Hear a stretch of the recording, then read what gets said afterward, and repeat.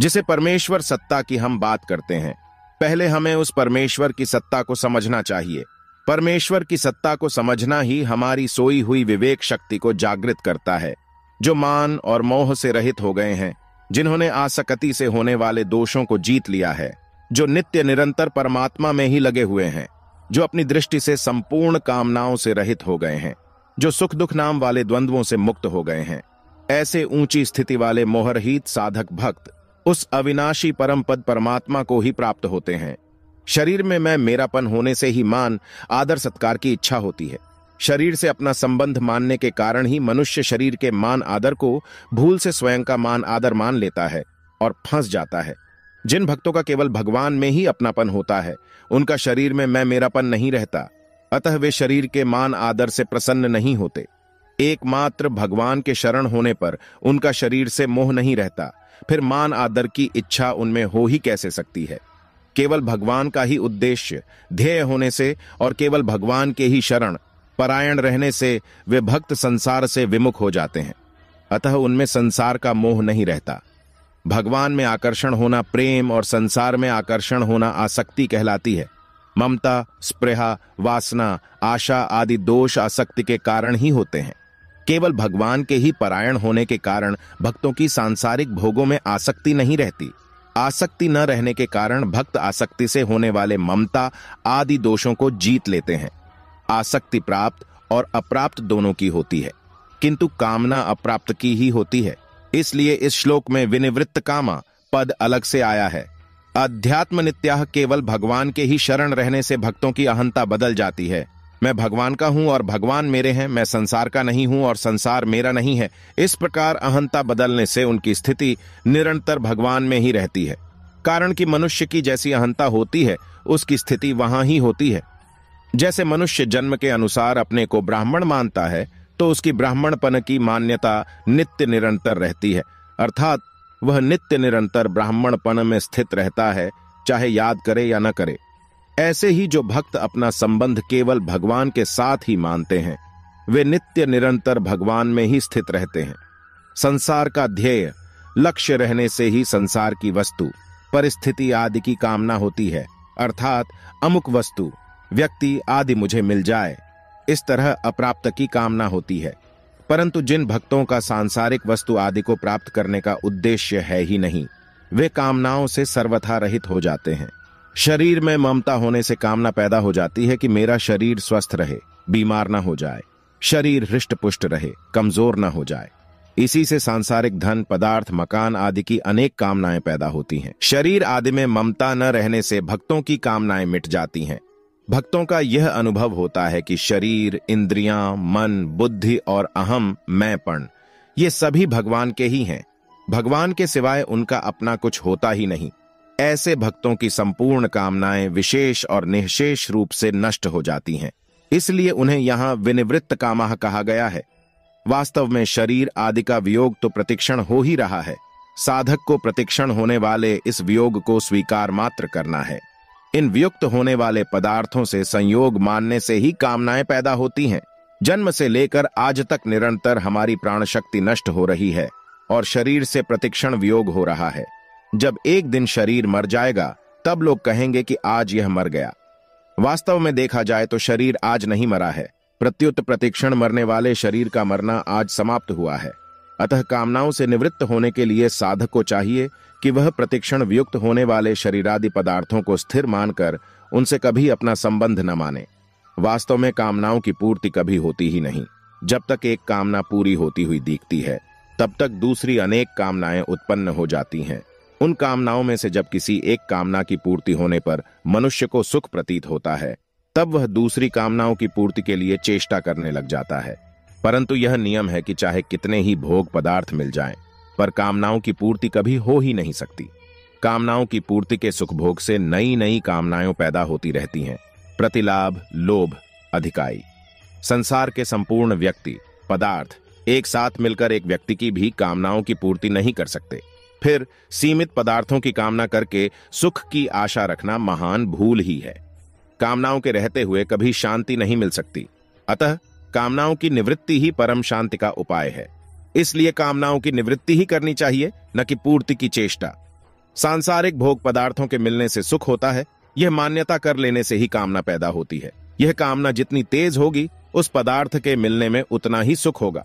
वास्तव में कामना की पूर्ति से सुख नहीं होता। जब मनुष्य किसी पदार्थ के अभाव का दुख मानकर कामना करके उस पदार्थ का मन से संबंध जोड़ लेता है, तब उस पदार्थ के मिलने पर अर्थात उस पदार्थ का मन से संबंध विच्छेद होने पर, अभाव की मान्यता का दुख मिट जाने पर सुख प्रतीत होता है। यदि वह पहले से ही कामना न करे तो पदार्थ के मिलने पर सुख और न मिलने पर दुख होगा ही नहीं। मूल में कामना की सत्ता है ही नहीं, क्योंकि जब काम्य पदार्थ की ही स्वतंत्र सत्ता नहीं है, तब उसकी कामना कैसे रह सकती है। इसलिए सभी साधक निष्काम होने में समर्थ हैं। वे भक्त सुख दुख, हर्ष शोक, राग द्वेष आदि द्वंद्वों से रहित हो जाते हैं, कारण कि उनके सामने अनुकूल प्रतिकूल जो भी परिस्थिति आती है, उसको वे भगवान का ही दिया हुआ प्रसाद मानते हैं। उनकी दृष्टि केवल भगवत कृपा पर ही रहती है, अनुकूल प्रतिकूल परिस्थिति पर नहीं। अतः जो कुछ होता है वह हमारे प्यारे प्रभु का ही मंगलमय विधान है। ऐसा भाव होने से उनके द्वंद्व सुगमता पूर्वक मिट जाते हैं। भगवान सबके सुहृद हैं, उनके द्वारा अपने अंश जीवात्मा का कभी अहित हो ही नहीं सकता।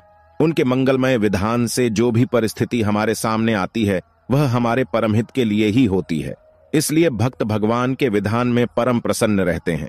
शरीर इंद्रियां मन बुद्धि को अनुकूल प्रतिकूल परिस्थिति का ज्ञान होने पर भी ऐसी परिस्थिति क्यों आ गई, ऐसी परिस्थिति आती रहे आदि विकार द्वंद्व उनमें नहीं होते। द्वंद्व राग द्वेषादि ही विषमता है, जिनसे सब प्रकार के पाप पैदा होते हैं। अतः विषमता का त्याग करने के लिए साधक को नाशवान पदार्थों के माने हुए महत्व को अंतःकरण से निकाल देना चाहिए। द्वंद्व के दो भेद हैं, स्थूल व्यावहारिक द्वंद्व, सुख दुख अनुकूलता प्रतिकूलता आदि स्थूल द्वंद्व हैं। प्राणी सुख अनुकूलता आदि की इच्छा तो करते हैं, पर दुख प्रतिकूलता आदि की इच्छा नहीं करते। यह स्थूल द्वंद्व मनुष्य पशु पक्षी वृक्ष आदि सभी में देखने में आता है। सूक्ष्म आध्यात्मिक द्वंद्व यद्यपि अपनी उपासना और उपास्य को सर्वश्रेष्ठ मानकर उसको आदर महत्व देना आवश्यक एवं लाभप्रद है, तथापि दूसरों की उपासना और उपास्य को नीचा बताकर उसका खंडन निंदा आदि करना सूक्ष्म द्वंद्व है, जो साधक के लिए हानिकारक है। वास्तव में सभी उपासनाओं का एकमात्र उद्देश्य संसार जड़ता से सर्वथा संबंध विच्छेद करना है। साधकों की रुचि श्रद्धा विश्वास और योग्यता के अनुसार उपासनाओं में भिन्नता होती है, जिसका होना उचित भी है। अतः साधक को उपासनाओं की भिन्नता पर दृष्टि न रखकर उद्देश्य की अभिन्नता पर ही दृष्टि रखनी चाहिए। दूसरे की उपासना को न देखकर अपनी उपासना में तत्परता पूर्वक लगे रहने से उपासना संबंधी सूक्ष्म द्वंद्व स्वतः मिट जाता है। जब तक मूढ़ता रहती है तभी तक द्वंद्व रहते हैं। वास्तव में देखा जाए तो अपने में द्वंद्व मानना ही मूढ़ता है। राग द्वेष सुख दुख हर्ष शोक आदि द्वंद्व अंतःकरण में होते हैं, स्वयं अपने स्वरूप में नहीं। अंतःकरण जड़ है और स्वयं चेतन एवं जड़ का प्रकाशक है। अतः अंतःकरण से स्वयं का संबंध है ही नहीं, केवल मान्यता से ही यह संबंध प्रतीत होता है।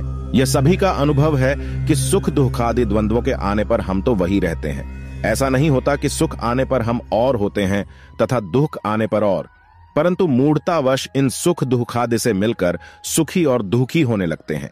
यदि हम इन आने जाने वालों से न मिलकर अपने स्वरूप में स्थित स्वस्थ रहें तो सुख दुख आदि द्वंद्वों से स्वतः रहित हो जाएंगे।